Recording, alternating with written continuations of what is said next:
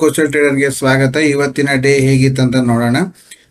ಇವತ್ತು ಮಾರ್ಕೆಟ್ ಒಳ್ಳೆ ರಿಕವರಿ ಮಾಡ್ಕೊಂಡಿದೆ. ಅಂದ್ರೆ ನಿನ್ನೆ ಏನ್ ಫಾಲ್ ಇತ್ತೋ ಆ ಫಾಲ್ ಇಂದ ಎಲ್ಲ ರಿಕವರಿ ಮಾಡ್ಕೊಂಡು ಬಂದಿದೆ. ಅಂದ್ರೆ ಮೊನ್ನೆ ಗುರುವಾರ ಮಾರ್ಕೆಟ್ ಕೆಳಗಿಂದ ಮೇಲೆ, ಶುಕ್ರವಾರ ಮೇಲಿಂದ ಕೆಳಗೆ, ಇವತ್ತಿಗೇನ್ ಕೆಳಗಿಂದ ಮೇಲೆ.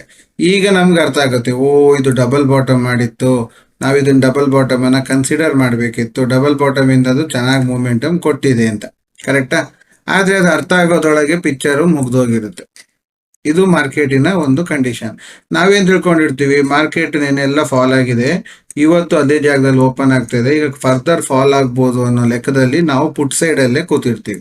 ಪುಟ್ ಸೈಡ್ ಅಲ್ಲಿ ಕೂತಿದ್ದಾಗ ಮಾರ್ಕೆಟ್ ಏನ್ ಮಾಡುತ್ತೆ, ಪುಟ್ ಅನ್ನೆಲ್ಲ ಟ್ರ್ಯಾಪ್ ಮಾಡಿ ಎಲ್ಲರನ್ನು ಲಾಕ್ ಮಾಡಿ ಮತ್ತೆ ಕಾಲ್ ಸೈಡ್ಗೆ ಹೋಗುತ್ತೆ.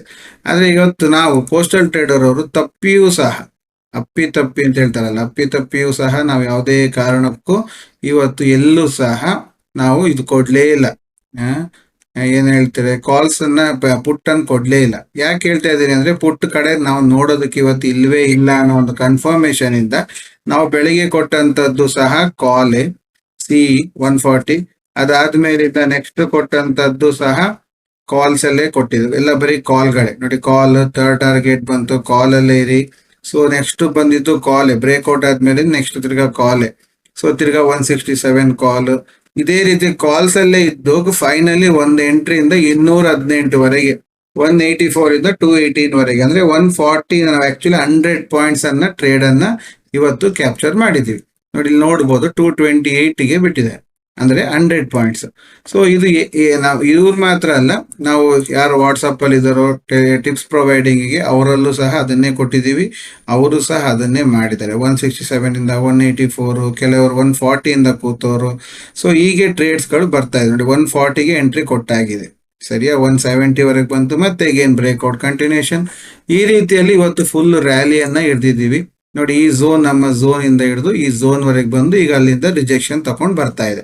ಇದೊಂದು ಟ್ರೆಂಡ್ ಲೈನ್ ಒಂದು ಟಚ್ ಆಗ್ಲಿಕ್ಕಿದೆ. ಟ್ರೆಂಡ್ ಲೈನ್ ಇವಾಗ ಟಚ್ ಮಾಡ್ತಾನ, ಇಲ್ಲ ಇದೇ ಝೋನ್ ಇಂದನೇ ವಾಪಸ್ ಬರ್ತಾನ, ಇಲ್ಲ ಈ ಝೋನ್ ಒಳಗೆ ಟೈಮ್ ಪಾಸ್ ಮಾಡ್ತಾನ ಅಂತ ನೋಡ್ಬೇಕು.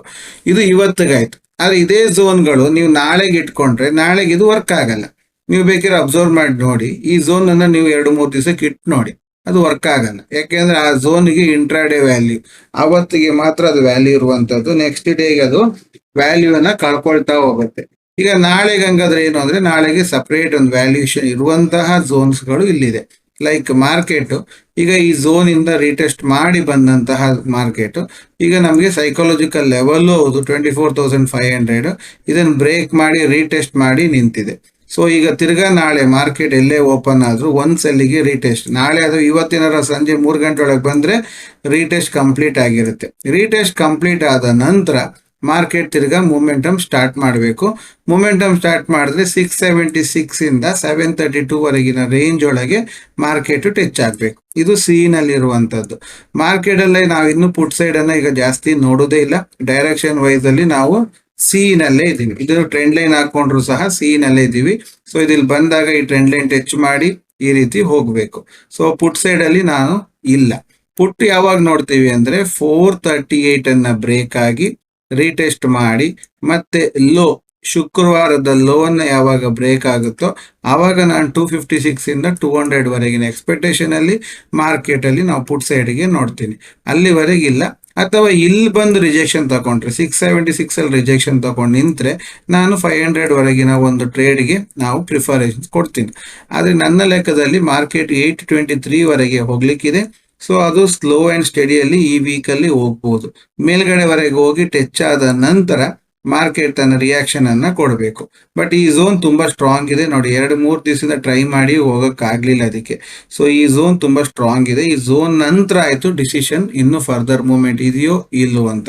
ನಾವು ಇದನ್ನ ಆಪ್ಷನ್ಸ್ ಅಲ್ಲೂ ನಾವು ಟ್ರೈ ಮಾಡೋದ್ರಿಂದ ಆಪ್ಷನ್ಸ್ ಅಲ್ಲಿ ನಮ್ಗೆ ಅದು ಪರ್ಟಿಕ್ಯುಲರ್ ಆಗಿ ಜಾಗದಲ್ಲಿ ಸಿಗುತ್ತೆ. ಈಗ ಈ ಝೋನ್ ಬ್ರೇಕ್ ಆಗಿ ರೀಟೆಸ್ಟ್ ಆಗ್ಬೇಕಾದ್ರೆ ನೋಡಿ, ಎಕ್ಸಾಕ್ಟ್ಲಿ 160 ಆ ರೇಂಜಲ್ಲಿ ಸಿಕ್ಕಿದೆ. ಸೊ ನಾವು ತಿರ್ಗಾ ಫರ್ದರ್ ಮೂವ್ ಹೋದಾಗ ಬ್ರೇಕ್ಔಟ್ ಅಲ್ಲಿ ತಗೊಂಡಿದೀವಿ. ಸೊ ಬ್ರೇಕ್ಔಟ್ ಇಂದ ಹೋದಂತಹ ಮಾರ್ಕೆಟ್ 204 ವರೆಗೂ ಟಚ್ ಆಗಿದೆ. ಮತ್ತೆ ಈಗ ಲಾಸ್ಟ್ ಮೂಮೆಂಟ್ ಅಲ್ಲಿ ಅದು ತಿರ್ಗಾ ಬ್ರೇಕ್ ಆಗಿ ರೀಟೆಸ್ಟ್ ಮಾಡ್ತಾ ಇದೆ. ಸೊ ಇದು ಮಾರ್ಕೆಟಿನ ಒಂದು ಬಿಹೇವಿಯರ್.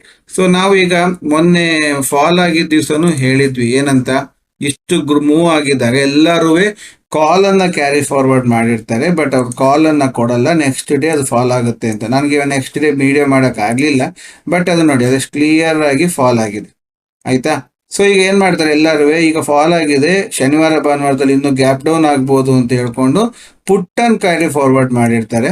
ಬಟ್ ಅವ್ರು ಏನ್ ಮಾಡಿದ್ದಾರೆ, ಪುಟ್ ಅನ್ ತಗೊಂಡು ಹೋಗದೆ ಕಾಲ್ ಅನ್ನ ತಗೊಂಡು ಹೋಗಿದ್ದಾರೆ. ಅದಕ್ಕೆ ಇಂಟ್ರಾಡೇನಲ್ಲಿ ನಡೆಯುವ ವಿಚಾರವನ್ನ ನಾವು ಕ್ಯಾರಿ ಫಾರ್ವರ್ಡ್ ಗೆ ತಗೊಂಡಾಗ ಅದು ಇದು ವರ್ಕ್ ಆಗಲ್ಲ. ಕ್ಯಾರಿ ಫಾರ್ವರ್ಡ್ ಗೆ ಒಂದು ಸಿಸ್ಟಮೇ ಬೇರೆ ಇದೆ, ಇಂಟ್ರಾಡೇಗೆ ಒಂದು ಸಿಸ್ಟಮೇ ಬೇರೆ ಇದೆ. ಅದನ್ನ ನಾವು ಕಲ್ತು ಮಾಡ್ಬೇಕು. ನಮ್ದೇನ್ ಇಂಟೆನ್ಷನ್ ಅಂತ ಹೇಳಿದ್ರೆ, ನಮ್ಮ ಇಂಟೆನ್ಷನ್ ನಾವು ಪ್ರಾಫಿಟ್ ಅಲ್ಲಿ ಇರ್ಬೇಕು.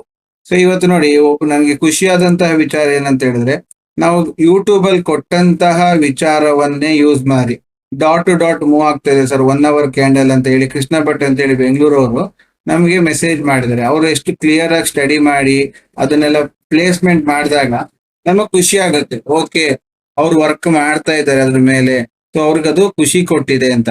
ಸೊ ಇದರಿಂದಾಗಿ ಏನಾಗುತ್ತೆ, ಅವ್ರಿಗೆ ಕಾನ್ಫಿಡೆಂಟ್ ಬಿಲ್ಡ್ ಆಗ್ತಾ ಹೋಗುತ್ತೆ. ಸೊ ಕಾನ್ಫಿಡೆಂಟ್ ಬಿಲ್ಡ್ ಆದ್ರೆ ಅವರು ಪರ್ಟಿಕ್ಯುಲರ್ ಆಗಿ ಯಾವತ್ತೂ ಅವರು ಇನ್ಕಮ್ ವೈಸ್ ಅಲ್ಲಿ ಇರ್ತಾರೆ. ನೋಡಿ, ಅವ್ರು ಯಾವ್ದು ಹೇಳ್ತಾರೆ, ಎಷ್ಟು ಕ್ಲಿಯರ್ ಆಗಿ 1 hour ನಿಮ್ದು ವರ್ಕ್ ಆಗ್ತಿದೆ ಅಂತ. ಅಂದ್ರೆ ಯೂಟ್ಯೂಬ್ ಅಲ್ಲಿ ಫ್ರೀಯಾಗಿ ಕೊಡೋ ವಿಷಯ ಅಲ್ಲ, ಕೊಟ್ಟಿದ್ದನ್ನ ಎಷ್ಟು ಜನ ಯೂಸ್ ಮಾಡ್ಕೊಳ್ತಾರೆ ಅನ್ನೋದು ವಿಚಾರ. ಯೂಸ್ ಮಾಡ್ಕೊಂಡವರು ಅದನ್ನ ಅಬ್ಸರ್ವ್ ಮಾಡಿದ್ರೆ ಖಂಡಿತವಾಗ್ಲೂ ಕೊಟ್ಟಂತ ಸ್ಟ್ರಾಟಜಿ ಸುಮ್ನೆ ಕೊಟ್ಟಂತ ಸ್ಟ್ರಾಟಜಿ ಅಲ್ಲ, ಇಟ್ ಇಸ್ ವ್ಯಾಲ್ಯೂಯಬಲ್ ಸ್ಟ್ರಾಟಜಿ ಅಂತ ಎಲ್ಲರಿಗೂ ಅರ್ಥ ಆಗುತ್ತೆ. ಆ ವ್ಯಾಲ್ಯೂಯಬಲ್ ಸ್ಟ್ರಾಟಜಿಯಿಂದಾಗಿ ಈಗ ಇನ್ಕಮ್ ಎಲ್ಲರೂ ಮಾಡ್ತಾ ಇದ್ದಾರೆ. ಸೊ ಯಾರೆಲ್ಲ ಇನ್ಕಮ್ ಮಾಡ್ತಾ ಇದ್ದೀರೋ ಅವರೆಲ್ಲರೂ ಒಂದು ಕಮೆಂಟ್ ಅಲ್ಲಿ ತಿಳಿಸಿ ಎಸ್ ಅಂತ. ಇಲ್ದಿದ್ರೆ ನಿಮ್ಮ ಅಭಿಪ್ರಾಯವನ್ನ ಕಮೆಂಟ್ ಅಲ್ಲಿ ಡ್ರಾಪ್ ಮಾಡಿ. ಸೊ ನಮಗೂ ಅರ್ಥ ಆಗುತ್ತೆ ನಾವು ಮಾಡ್ತಿರೋ ಕೆಲಸ ಸಾರ್ಥಕತೆ ಇದೆಯೋ ಇಲ್ವೋ ಅಂತ ಹೇಳಿ. ಸೊ ಇದು ಮಾರ್ಕೆಟ್ ಅಲ್ಲಿ ಇರುವಂತಹ ವಿಚಾರಗಳು. ಇದನ್ನ ನೋಡ್ಕೊಂಡು ಟ್ರೇಡ್ ಮಾಡಿದ್ರೆ ನಾವು ಸಕ್ಸಸ್ಫುಲ್ ಆಗ್ತೀವಿ, ಇಲ್ದಿದ್ರೆ ನಾವು ಫೇಲಿಯರ್ ಆಗೋದು ಅಂತೂ ಗ್ಯಾರಂಟಿ. ಸೊ ಈಗ ನಾಳಿನ ಝೋನ್ ಅನ್ನ ನಿಮಗೆ ಸ್ಕ್ರೀನ್ ಶಾಟ್ ತೆಗೆದು ಗ್ರೂಪ್ ಅಲ್ಲಿ ಶೇರ್ ಮಾಡಿರ್ತೀನಿ. ಸೊ ಮಿಕ್ಸ್ ಮಾಡ್ಕೊಂಬೇಡಿ. ಯಾಕೆಂತ ಹೇಳಿದ್ರೆ ಮಿಕ್ಸ್ ಮಾಡ್ಕೊಂಡ್ರೆ ಏನಾಗುತ್ತೆ ಅಂತ ಹೇಳಿದ್ರೆ, ನಾಳೆ ಹೇಳಿದ್ಮೇಲಿಂದ ನಾನ್ ನೋಡ್ಕೊಬೇಕಿತ್ತು, ನಾನು ಅದನ್ನ ಪ್ಲಾಟ್ ಮಾಡ್ಕೊಬೇಕಿತ್ತು, ಅವಾಗ ನನಗೂ ಅದು ಇನ್ಕಮ್ ಆಗ್ತಿತ್ತು. ನಾಳೆ ಏನಾದ್ರು ಈಗ ಒಂದು ರ್ಯಾಲಿ ಕೊಡ್ತಾ ಅಂತ ಇಟ್ಕೊಳ್ಳಿ, ಅವಾಗ ನಿಮ್ಗೆ ಏನಾಗುತ್ತೆ, ಟ್ರೇಡ್ ಮಾಡ್ಲಿಕ್ಕೆ ನಿಮ್ಮ ಹತ್ರ ನೋಡಿರಲ್ಲ, ಮರ್ತೋಗಿದ್ದೀರಿ ಅಂತ ಇಟ್ಕೊಳ್ಳಿ. ಅವಾಗ ನಿಮ್ಗೆ ಅನ್ಸುತ್ತೆ ಮಿಸ್ ಮಾಡ್ಕೊಂಡಿವಿ ಅಂತ. ಅದ್ರ ಬದಲು ನೀವು ಅದನ್ನ ನೋಟ್ ಮಾಡಿ ಇಟ್ಕೊಂಡ್ರೆ ಟ್ರೇಡ್ ಮಾಡ್ತೀರಿ ಬಿಡ್ತೀರಿ ಸೆಕೆಂಡರಿ, ಬಟ್ ನೋಟ್ ಮಾಡಿಟ್ರೆ ಅದೇ ಪ್ರಕಾರವಾಗಿ ಟ್ರೇಡ್ ನಡೀತಿದ್ಯೋ ಇಲ್ವೋ ಅನ್ನೋ ಒಂದು ಮನವರಿಕೆ ಆಗುತ್ತೆ. ಅದಾದ ನಂತರ ಕಲಿಬೇಕು ಅಂತ ಮನ್ಸು ಬಂದ್ರೆ ಬಂದು ಜಾಯಿನ್ ಆಗ್ಬೋದು ಅಂತ ಹೇಳ್ತಾ ಇವತ್ತಿನ ವಿಡಿಯೋನ ಕಂಪ್ಲೀಟ್ ಮಾಡ್ತಾ ಇದ್ದೀನಿ. Thank you very much.